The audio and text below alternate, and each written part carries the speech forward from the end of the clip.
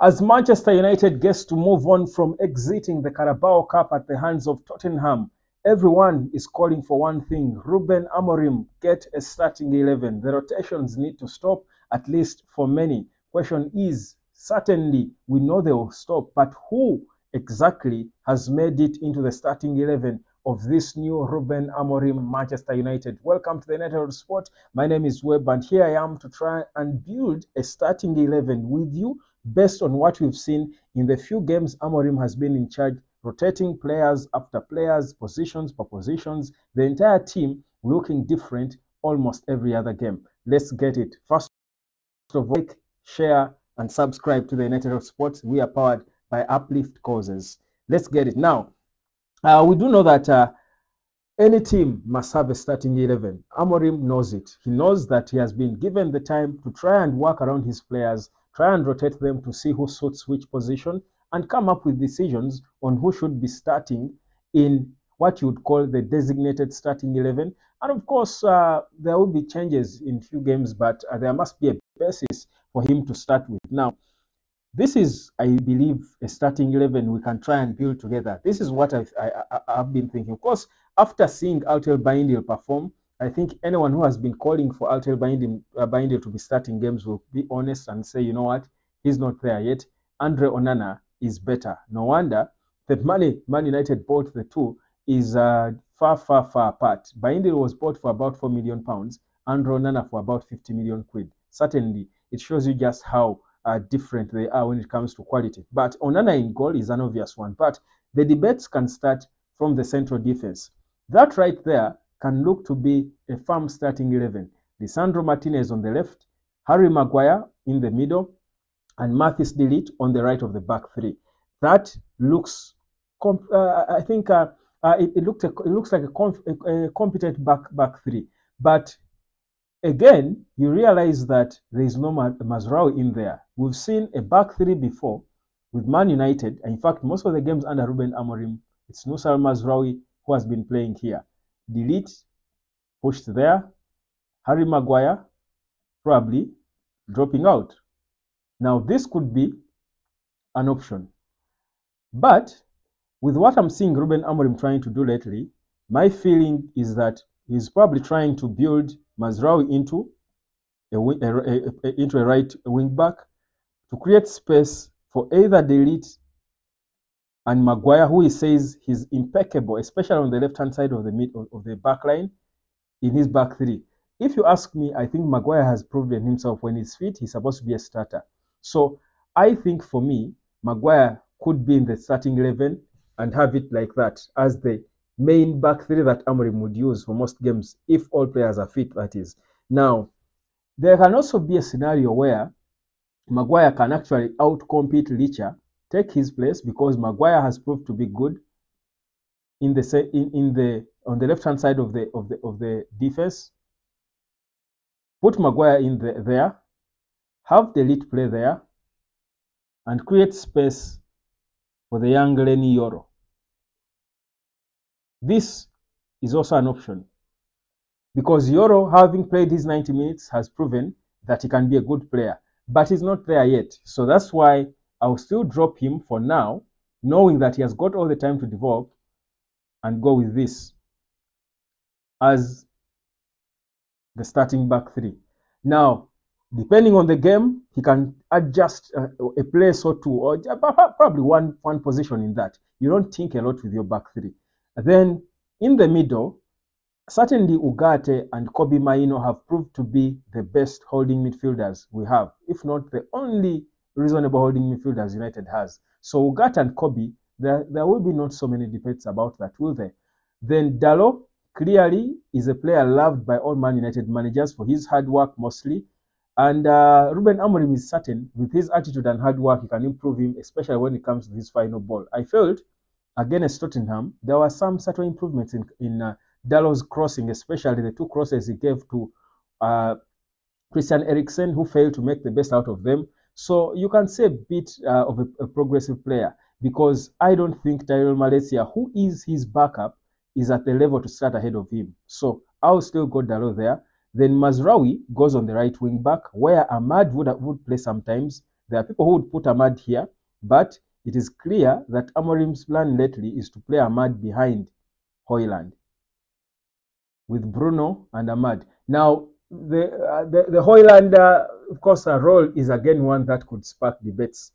Is Zirkzee better than Højlund currently, or is Højlund better? In my view, with all the weaknesses we see, the flaws we see in his game, I still think Rasmus Højlund is ahead of Joshua Zirkzee from what we've seen under Ruben Amorim.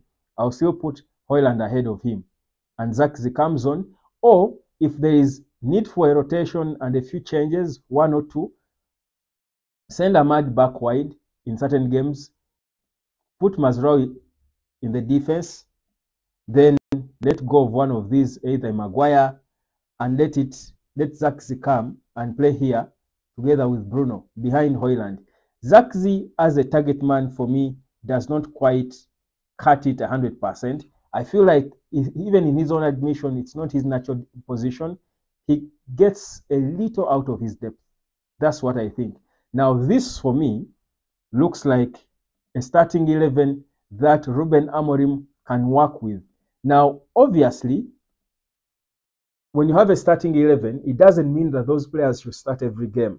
A starting 11 means you have your basing squad, which you just keep adjusting. That in certain games and instances, like I said in the back line, then Yoro can come in for either Maguire, the lead pushes in the middle, Yoro stays on the right, or Maguire can go on the left, then have Delete and Yoro play next to him.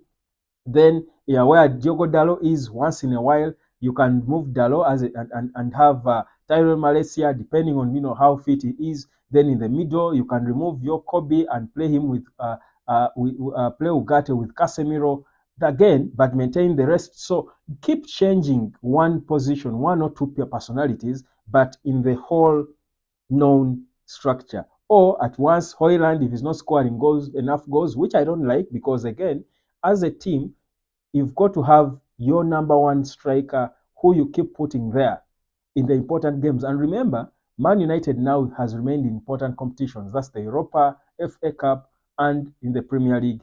I do believe strongly that Højlund, if he is indeed the number 9 that they have trusted him to be, they have got to let him develop by making those mistakes, learning from them, keep putting him there, the way Chelsea keeps putting Nicholas Jackson and all these other strikers we see who keep struggling in other teams. Kai Havertz at Arsenal, you need to trust your number 9 if you're going to give them that confidence to develop and keep scoring goals. You don't just keep tinkering with them. It's just like a goalkeeper.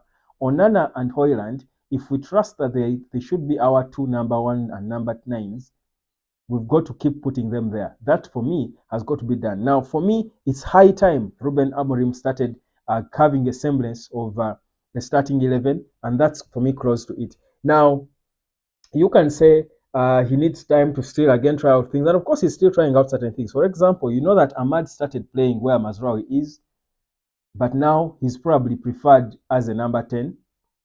But we also know that a player like Kobe can be in a game tried as a 10 to see how that happens.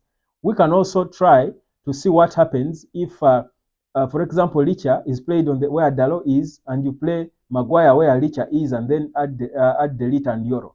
Or we can also see him trying to see how Lenny Yoro would play in the middle of the back 3. So there are a few more things that Amorim might want to try. We know that Bruno has been played before where Kobe is. So there are a few more things that Amorim might want to try, but I still believe he has got a clear idea of his starting 11. Now, there are people who will tell me, Webb, are you giving up on Rashford? Where is Marcus Rashford in your conversation? Because Rashford, Amorim said, he's still a Man United player. He will be training today, and they will see whether he makes the team for the next game against Bournemouth.